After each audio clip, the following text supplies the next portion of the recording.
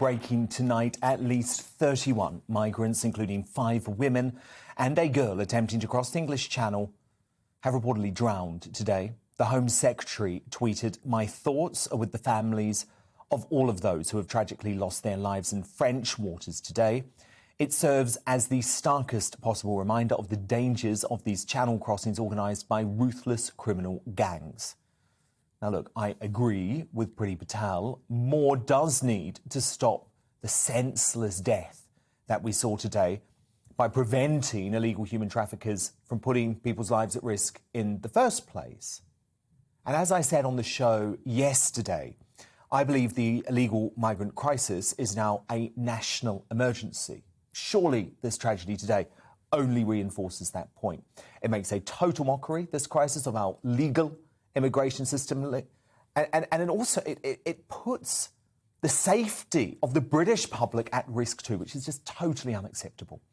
According to a YouGov tracker poll, 34% of people in Britain now see immigration and asylum as one of the 3 most important issues facing the country. So, should the British government declare the migrant crisis a national emergency officially? You can vote in our poll right now at GB News on Twitter, or dan@gbnews.uk if you want to email me. But to debate now, to help you make your decision, I'm joined by Chairman of Migration Watch UK, Alp Mehmet, and Amnesty UK Refugee and Migrant Rights Programme Director, Steve Valdez-Simons.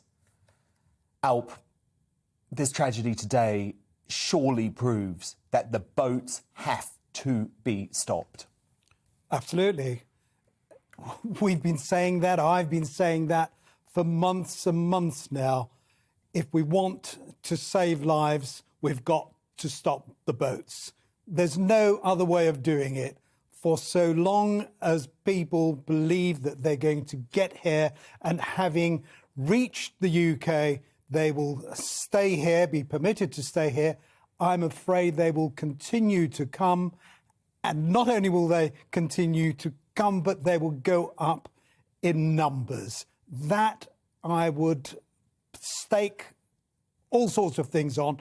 That will happen whether we like it or not. Until we show that it won't work, that getting to this country illegally will not allow you to stay here indefinitely, as is happening at the moment, you will keep coming. Steve, what's wrong with what Alp and I are saying? What do you disagree with? Firstly, there's nothing illegal about people seeking asylum by crossing a border without permission. But that already in France, that is the international law system. But Steve, can I just clarify? Do you accept? Sorry, Steve, you can make your second point in 1 second, but I just want to clarify the first point.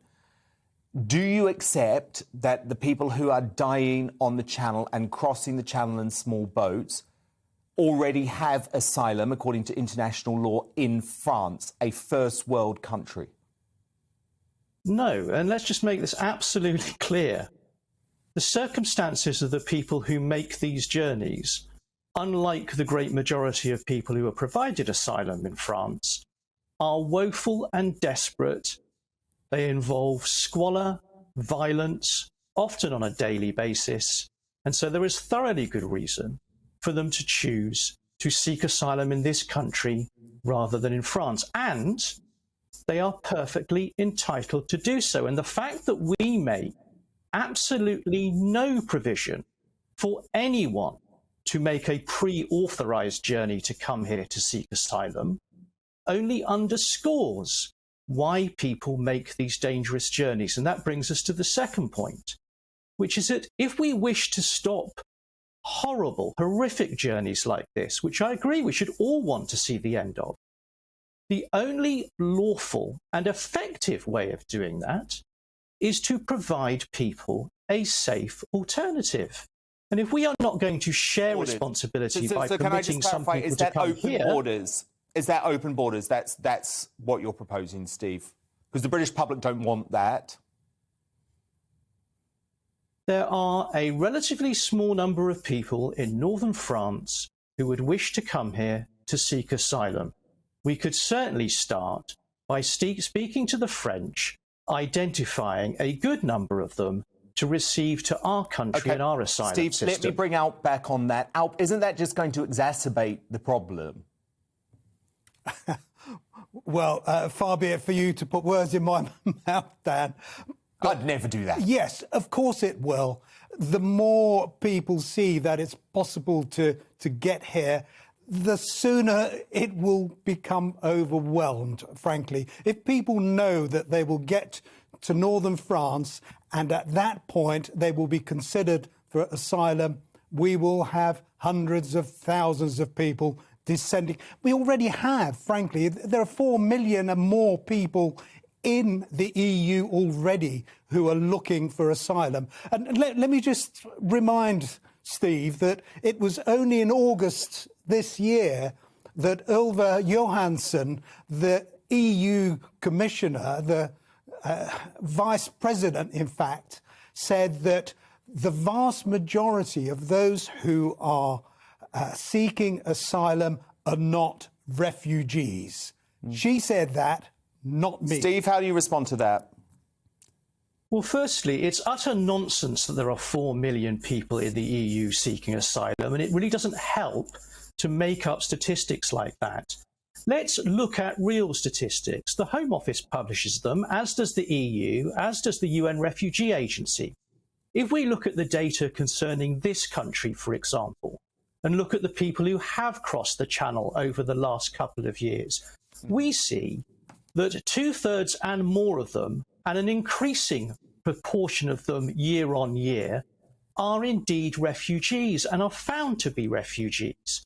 So no, we should deal with the data and the facts as they are and understand that if we will not share responsibility for providing asylum, and we don't, France and other countries receive many more people into their systems than do we. If we will not do our bit, we will see more journeys like this, and I'm sorry to say, many more deaths of people.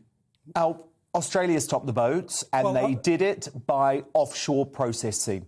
I have been advocating for offshore processing for some time. It is the biggest deterrent. I think that's what will stop the deaths. Do you agree? Do you agree, Alp? Do I agree? I'm sorry.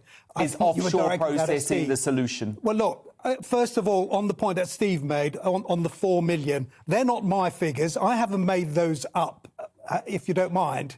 They are actually EU figures, and that was for 2017. OK. We can take a look at those figures after. But Alp, I want to talk about solutions. I think offshore processing, rather than an open borders policy, which is what Steve is advocating, is what will stop the boats. What do you think will stop the boats, Alp? The only thing that will stop the boats if we show that it doesn't work. Offshore processing, yeah, I have no problem with that. It's what happens afterwards at the end of the process. Will they then be returned to wherever they came from, or will the people involved be returned to their countries of origin? Unless you make those sort of decisions... the asylum system has to be sorted too, doesn't it? We've got the Home Secretary saying it's a complete mess. Well, I'm sorry, Pretty. It's up to you to resolve it. Final word to you, Steve. Well, just let's think about offshore processing. The Australian government has spent literally billions of Australian dollars doing untold cruelty, quite frankly, to a relatively small number of people.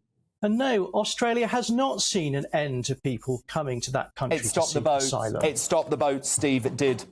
Within 2 years, the boat stopped. And you know what? What is most cruel is allowing the people smuggling gangs to get a hold of this situation and to transport these poor folk into the Channel where they can drown in large numbers like we saw today. Welcome to the GB News YouTube channel. You can watch us live 24 hours a day, catch up on your favourite shows and join in the conversation in the comments below. Don't forget to subscribe and you'll never miss any of our exclusive content.